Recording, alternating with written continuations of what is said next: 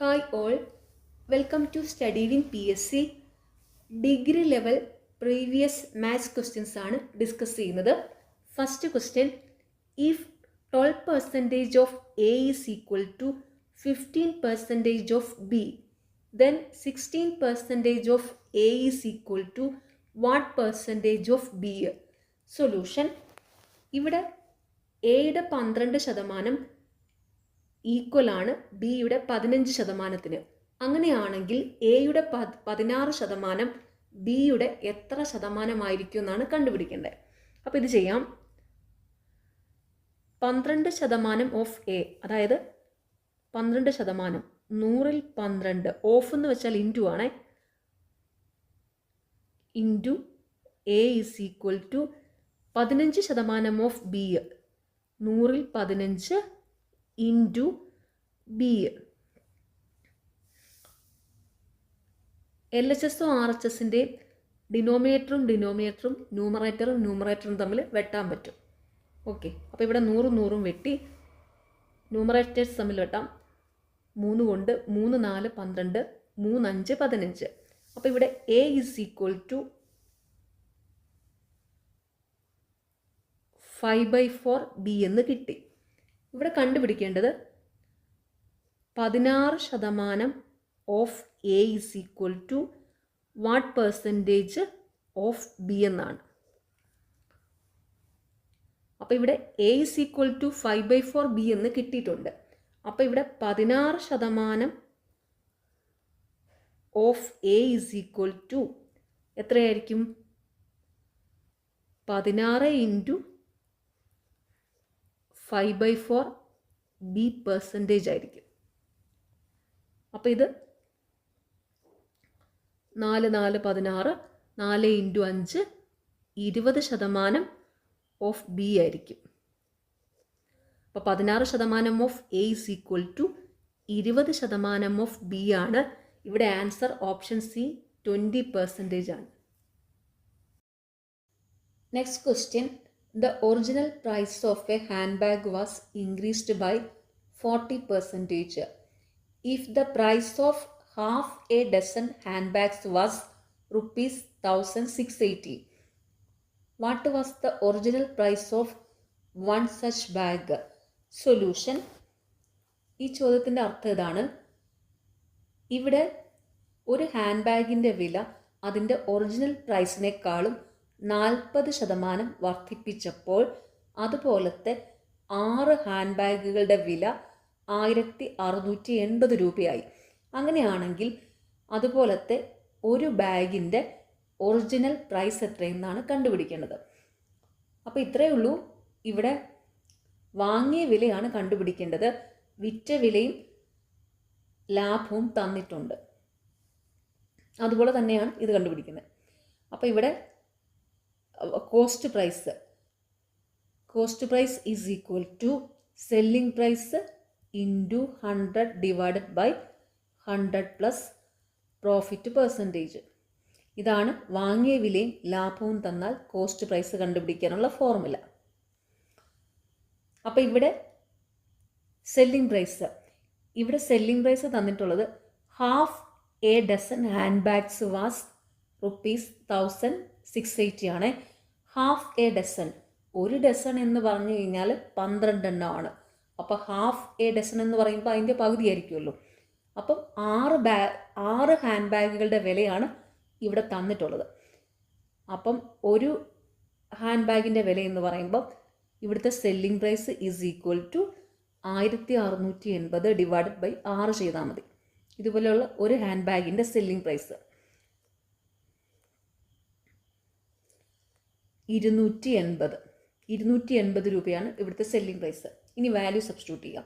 Cost price, അതായത് ഇവിടുത്തെ original price 280 into 100 divided by 100 plus 40 is equal to 280 into 100 divided by 140 is equal to 140 2 280, 2 into 100 200 രൂപയാണ് original price അല്ലെങ്കിൽ cost price. അപ്പോൾ ഇവിടുത്തെ answer option A. Next question, an amount of money becomes double in 10 years. In how many years will the same amount becomes 5 times of the same rate of simple interest? Solution. ഈ ചോദ്യത്തിൻ്റെ അർത്ഥം ഒരു തുക സാധാരണ പലിശ പ്രകാരം 10 വർഷം കൊണ്ട് ഇരട്ടിയായി. അത് 5 ഇരട്ടിയാവാൻ എത്ര വർഷം എടുക്കും എന്നാണ് ചോദ്യം.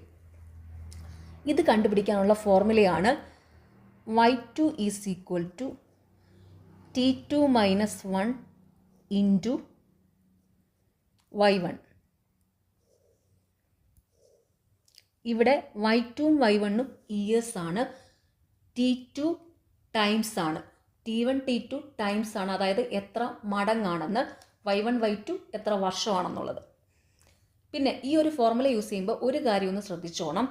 t1 എന്നുള്ളത് ഡബിൾ, അതായത് 2 മടങ്ങാണെങ്കിൽ മാത്രം ഈ ഫോർമുല അപ്ലൈ ചെയ്യുക. ഓക്കെ, അപ്പോൾ ഇവിടെ t1 2, t2 5 ടൈംസ് ആണ്, അതുകൊണ്ട് 5.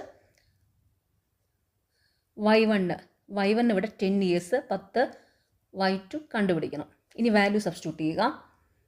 y2 is equal to t2 5 minus 1 into y1 10, 5 minus 1 4 into 10 40 years, 40 വർഷമാണ് answer, option B. Question, if a is to b is equal to 4 is to 5, b is to c is equal to 7 is to 8, find a is to b is to c.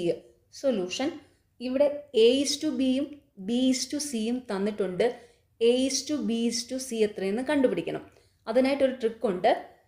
ആദ്യം a is to b എഴുതുക, 4 is to 5, അതിന് കുറച്ച് താഴെയായിട്ട് b is to c എഴുതുക. b is to c ഇവിടെ 7 is to 8 ആണ്. എന്നിട്ട് ഇംഗ്ലീഷിലെ ക്യാപിറ്റൽ N ഇങ്ങനെയാണല്ലോ, ഇതിനെ ഒന്ന് തിരിച്ചെഴുതിയാൽ ഇത് ഇങ്ങനെ ഒരു ഷേപ്പിൽ വരും അല്ലേ? അത് ഇതിലൊന്ന് വരച്ചു വയ്ക്കുക. എന്നിട്ട് a is to b is to c കണ്ടുപിടിക്കാം. ഇവിടെ a എന്ന് വെച്ചാൽ ഈ ഫസ്റ്റ് ലൈൻ ടച്ച് ചെയ്യുന്ന നമ്പേഴ്സ് തമ്മിൽ മൾട്ടിപ്ലൈ ചെയ്യുന്നതായിരിക്കും.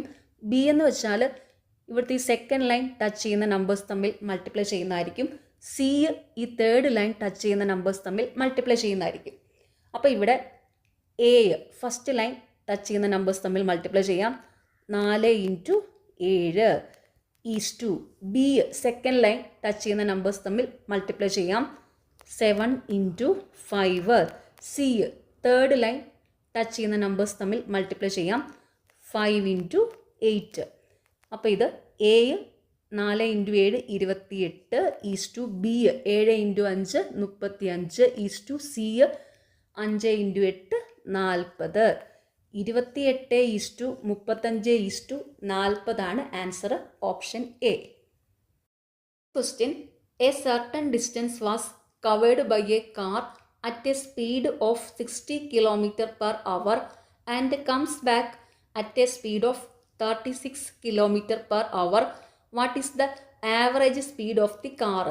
Solution. ഇവിടെ ഒരു കാർ 2 വ്യത്യസ്ത വേഗതയിൽ, അതായത് 60 km per hourലും 36 km per hourലും സഞ്ചരിക്കുന്നു. അതിൻ്റെ ശരാശരി വേഗത എത്രയെന്നാണ് കണ്ടുപിടിക്കേണ്ടത്. ഒരേ ദൂരം 2 വ്യത്യസ്ത വേഗതയിൽ സഞ്ചരിക്കുമ്പോഴുള്ള ശരാശരി വേഗത കണ്ടുപിടിക്കാനുള്ള ഫോർമുല ഇതാണ്. Average speed is equal to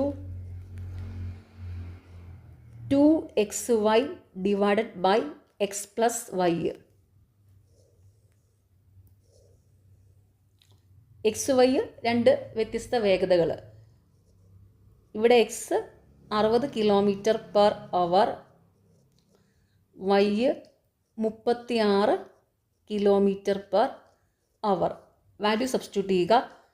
average speed s is equal to 2 into 60 into 36 divided by 60 36 96 is equal to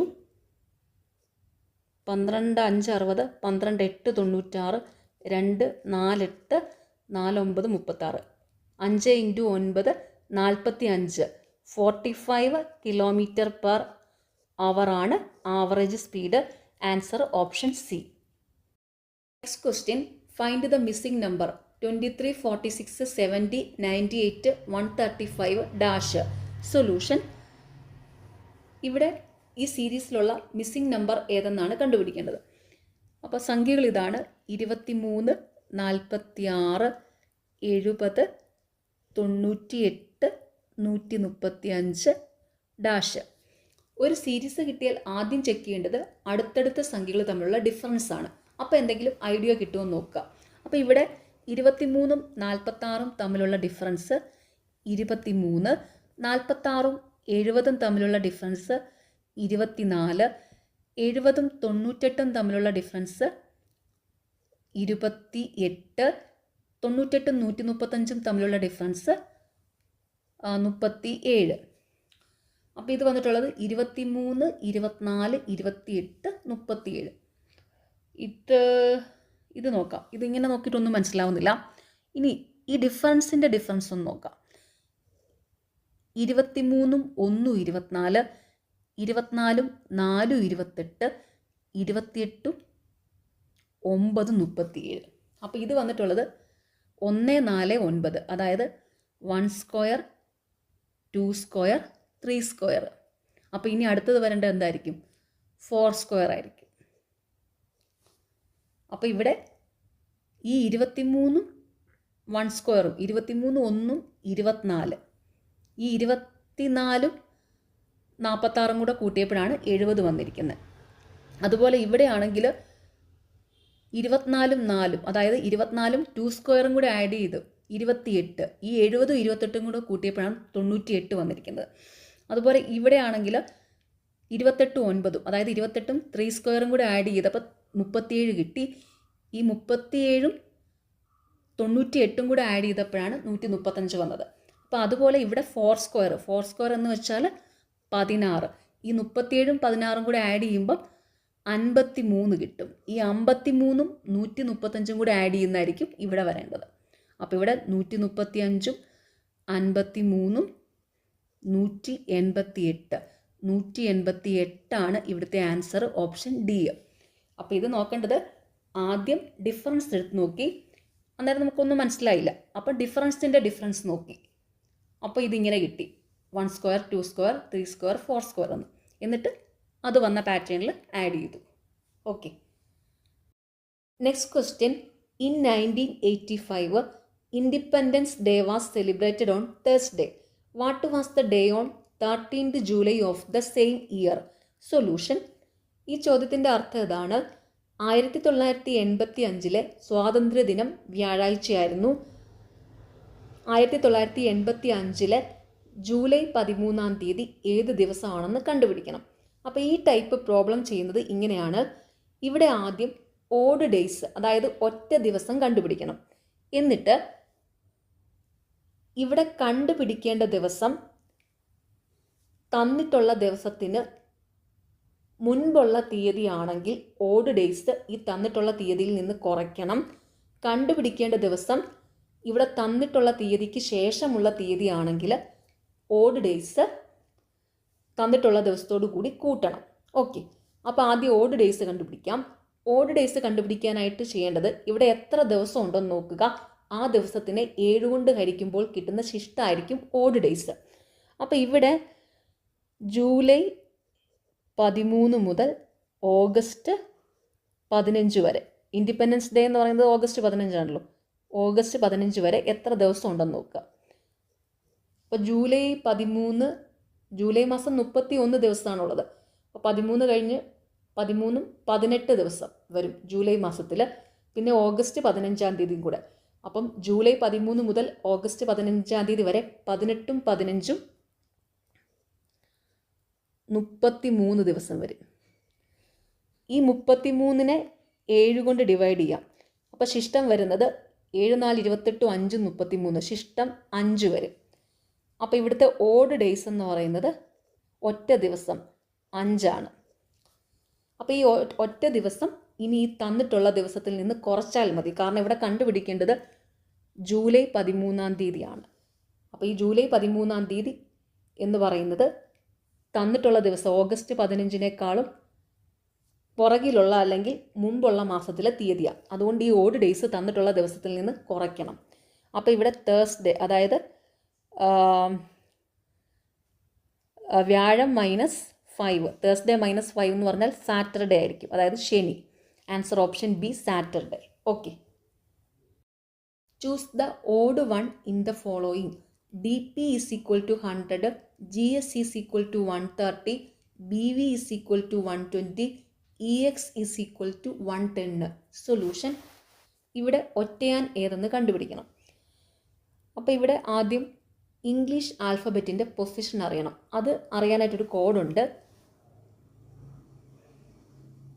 ഇജോറ്റി 5, 10, 15, 20, 25. അതായത് E5, J10, O15, T20, Y25. Okay. അപ്പോൾ ഇവിടെ DP ഈസ് ഈക്വൽ ടു 100. അതായത് D 4-ാം പൊസിഷനിൽ, P 16-ാമത്തെ പൊസിഷനിൽ. അപ്പോൾ ഇവിടെ 4 + 16 20. 20 × 5 ആണ് 100. അടുത്തത് GS. GS is equal to 130. ജിയുടെ പൊസിഷൻ 7 ആണ്. എസിൻ്റെ പൊസിഷൻ 19 ആണ്. അപ്പോൾ 7 + 19 26. 26 × 5 ആണ് 130. അടുത്തത് BV is equal to 120. BV എന്ന് പറഞ്ഞു കഴിഞ്ഞാൽ B 2-ാമത്തെ പൊസിഷനിൽ, V 22-ാമത് പൊസിഷൻ. അപ്പോൾ 2 + 22 24. 24 × 5 ആണ് 120. അപ്പോൾ ഇവിടെ തന്നിരിക്കുന്ന പൊസിഷൻസ് തമ്മിൽ ആഡ് ചെയ്ത് അതിനെ 5 കൊണ്ട് ഗുണിക്കുമ്പോഴാണ് ആ സംഖ്യ കിട്ടുന്നത്. ഓക്കെ. അപ്പോൾ അടുത്തത് നോക്കാം. EX is equal to 110. അപ്പോൾ ഇവിടെ E 5-ാമത് പൊസിഷനിലും X 24. അപ്പോൾ 5 + 24 29. 29 × 5 9 5 45. 5 2 14 14. 145 ആണ് വരേണ്ടത്. ഇവിടെ EX ഈസ് ഈക്വൽ ടു 110 എന്നാണ്. അപ്പോൾ ഇവിടുത്തെ ഒറ്റയാൻ അല്ലെങ്കിൽ ഓഡ് വൺ എന്ന് പറയുന്നത് answer option D, EX is equal to 110 ആണ്. നെക്സ്റ്റ് ക്വസ്റ്റ്യൻ ഫൈനൽ ആൻസർ കീയിൽ ഡിലീറ്റഡ് ആണ്. Last question, if print is coded as MOF KQ and convey as ZL KS BV, what will be the code for victory? Solution. ഇവിടെ പ്രിൻറ്റിൻ്റെയും കൺവേയുടെയും code തന്നിട്ടുണ്ട്. അതുപോലെ വിക്ടറിയുടെ code എന്ത് വരുമെന്ന് കണ്ടുപിടിക്കണം. വിക്ടറി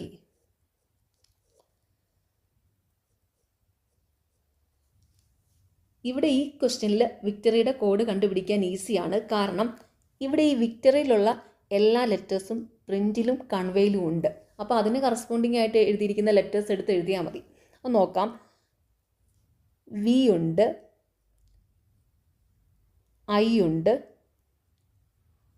C ഉണ്ട്, T ഉണ്ട്, O ഉണ്ട്, R ഉണ്ട്, Y ഉണ്ട്. ഓക്കെ.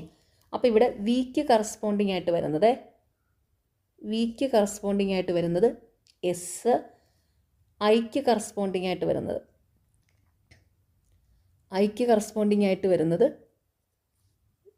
F, സിക്ക് കറസ്പോണ്ടിങ് ആയിട്ട് വരുന്നത് Z, ടിക്ക് കറസ്പോണ്ടിങ് ആയിട്ട് വരുന്നത് Q, ഓയ്ക്ക് കറസ്പോണ്ടിങ് ആയിട്ട് വരുന്നത് L, ആറിന് കറസ്പോണ്ടിങ് ആയിട്ട് വരുന്നത് O, വൈക്ക് കറസ്പോണ്ടിങ് ആയിട്ട് വരുന്നത് V. അപ്പോൾ വിക്ടറിയുടെ കോഡ് SFZQV LOV ആണ്. അത് ഇവിടുത്തെ ഓപ്ഷനിൽ ആൻസർ സി ആണ്. ഓക്കെ, നിങ്ങൾക്ക് ഈ ചാനൽ ഇഷ്ടപ്പെടുന്നുണ്ടെങ്കിൽ സബ്സ്ക്രൈബ് ചെയ്യണം, സപ്പോർട്ട് ചെയ്യണം. താങ്ക്